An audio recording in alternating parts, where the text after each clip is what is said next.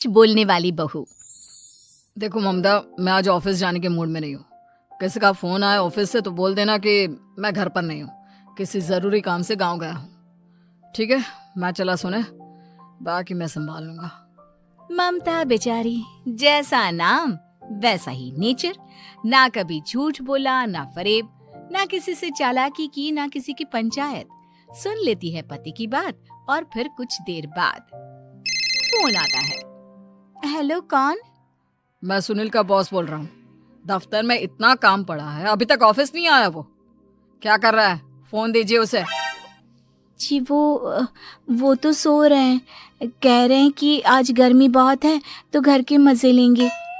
Boss को बीवी की बात पर गुस्सा आ जाता है। तो उसे बोल दीजिएगा कि अब घर में गर्मी के ही मजे ले, कोई जरूरत नहीं है यहाँ आने की। ये बोलकर बॉस फोन रख देता है। ममता सारी बात सुनील को बता देती है। न जाने किस बेवकूफ से पाला पड़ा है, समझ नहीं आता। तुम्हारे कारण मेरी नौकरी चली गई। अरे झूठ बोलने में क्या जा रहा था तुम्हारा? ममता को समझ में नहीं आ रहा था कि उसकी खता क्या थी।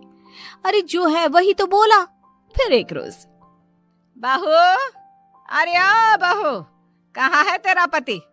इस महीने घर के खर्चे के पैसे भी नहीं भेजे। क्यों, माँ बाप की फिक्र खत्म हो गई है क्या उसे?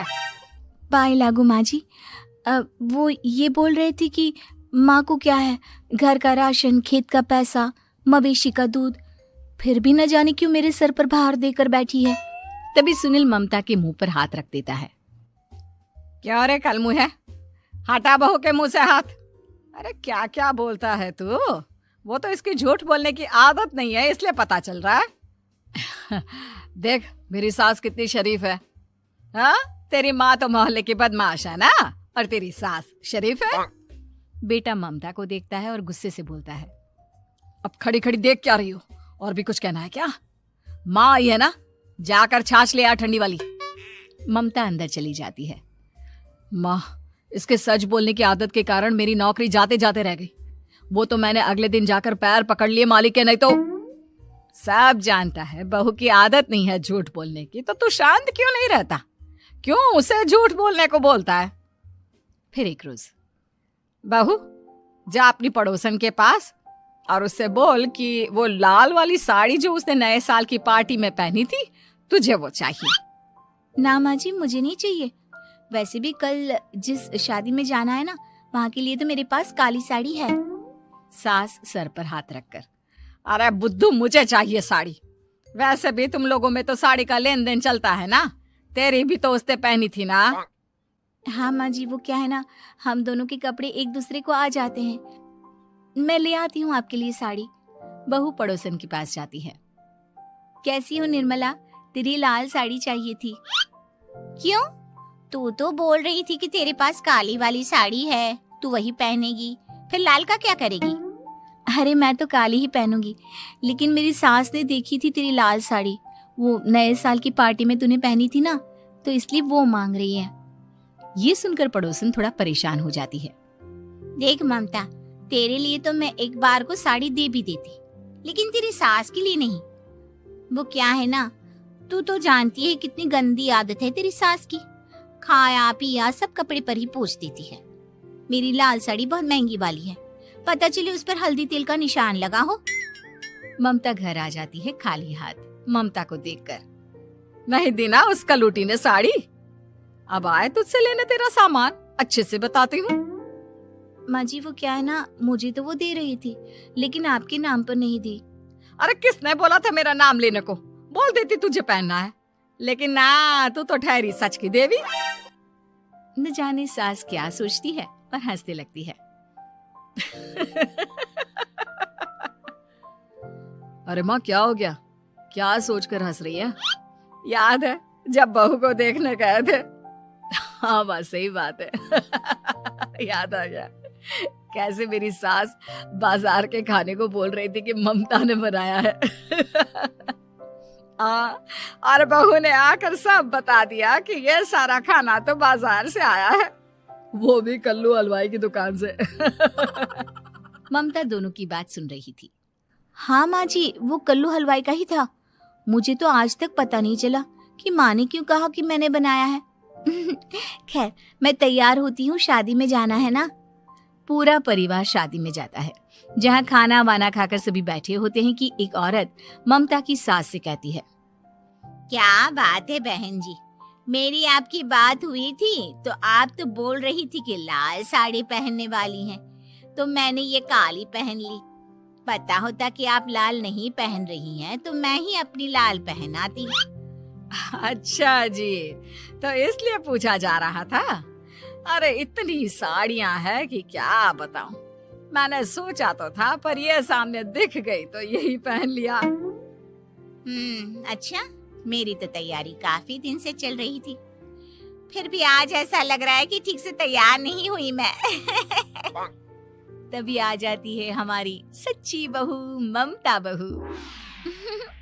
आंटी जी, वो क्या है ना, पड़ोसन की लाल साड़ी माँ जी को पहननी थी, लेकिन आप तो जानती है माँ जी की आदत, सारा खाया पिया कपड़ों पर ही पोंछ देती है, तो उसने साड़ी देने से ना ऐन वक्त पर मना कर दिया, तो अब इन्होंने ना मेरी साड़ी पहनी है।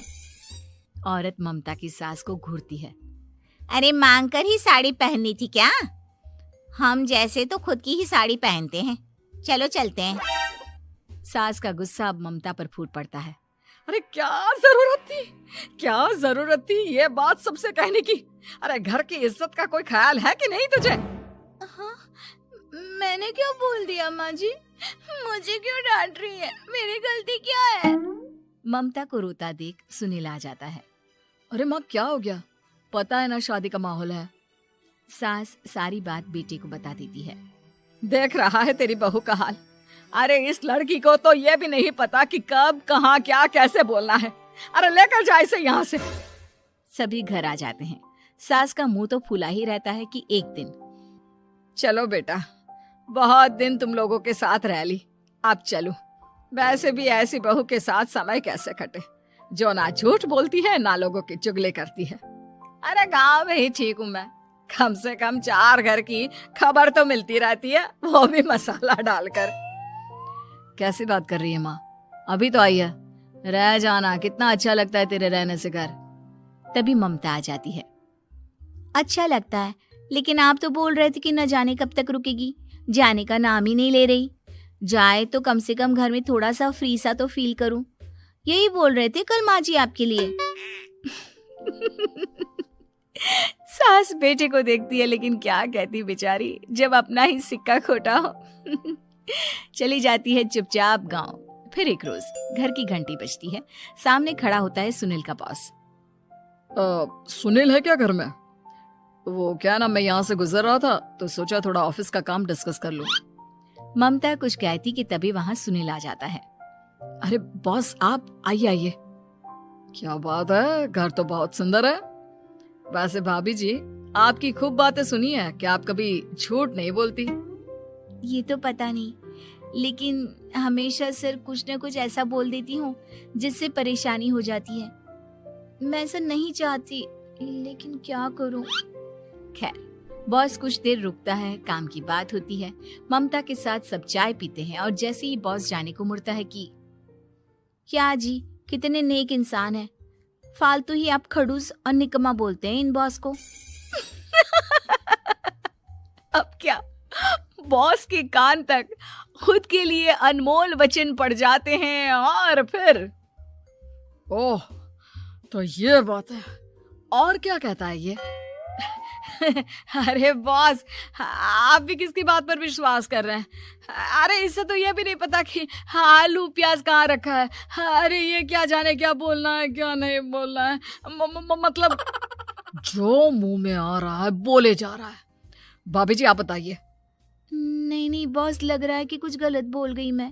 वैसे ये सिर्फ इतना ही बोलते हैं कि आप में कोई टैलेंट है ही नहीं, आपकी नौकरी इन्हीं के कारण तो बची हुई है। अरे बस कर ले अम्मा, अब क्या करवा कर मानेगी, बड़ी मुश्किल से तो नौकरी बची थी मेरी। सही कहा, बची थी लेकिन अब निकल गई। तेरे टैलेंट के भरोसे चल रही है ना मेरी नौकरी, अब देख तू। अच्छा, तो आप भी यही मानते हैं? वैसे ये बात तो है, सुनील काफी टैलेंटेड है। बॉस चला जाता है। सुनील सर पकड़कर बैठ जाता है। माना सच बोलना एक अच्छी आदत है, लेकिन ममता, आज का समय ऐसा नहीं है। तुझे थोड़ा सा समाज को देखकर खुद को बदलना होगा, समझी? जी मुझे तो पता ही नहीं चलता कि मैं क्या गलत कर रही हूँ। यकीन मानिए मैं जानबूझकर नहीं करती।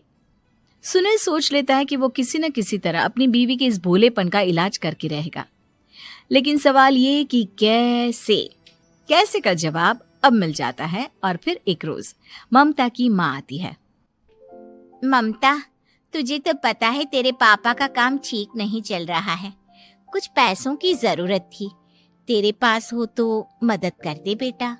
ममता माँ को घर खर्चे से बचाए पैसे दे देती है। पैसे देने के बाद सुनील आ जाता है। अरे सासू माँ, आज यहाँ कैसे आना हुआ? नहीं बेटा, वो ममता की याद आ रही थी ना तो आ गई। वो क्या है ना, पता है पापा का काम ठीक नहीं चल रहा है, तो माँ कुछ पैसे लेने आई थी। क्यों? यहाँ क्या पैसे का पेड़ उगा है? अरे कौन सी माँ अपनी बेटी के ससुराल का खाती है? कोई जरूरत नहीं है पैसे देने की। वापस कर दो माँ जी पैसे और निकलो यहाँ से। आगे से यहाँ पैसे लेने नहीं आना। सुनील ये बोलकर निकल जाता है। उसके जाने के बाद, बेटा ममता, तूने मेरी बेइज्जती कराने के लिए यहाँ बुलाया था क्या? अरे छोटा सा झूठ बोल देती तो तेरी माँ की इज्जत बच जाती, लेकिन चलती हूँ मैं। सास बाहर जाकर बाहर खड़े सुनील से कहती है, तेरे कहने पर बेटा हमने ये नाटक तो खेल लिया, लेकिन उसका क्या असर होता है ये नहीं पता। थोड़ी देर बाद सुनील घर आता है। देखिए, मुझे मेरी गलती का एहसास हो गया है। मैं समझ गई हूँ कि सच कितना सच होता है और उसकी कीमत आज के समय में बहुत बड़ी है। माफ करना, मैं आज से सच कभी नहीं बोलूंगी। क्या? कभी नहीं? फिर क्या, दोनों मियाँ बीवी खुश रहने लगते हैं, क्योंकि बीवी को थोड़े से झूठ की आदत हो जाती है। Please like and subscribe Animated Lore.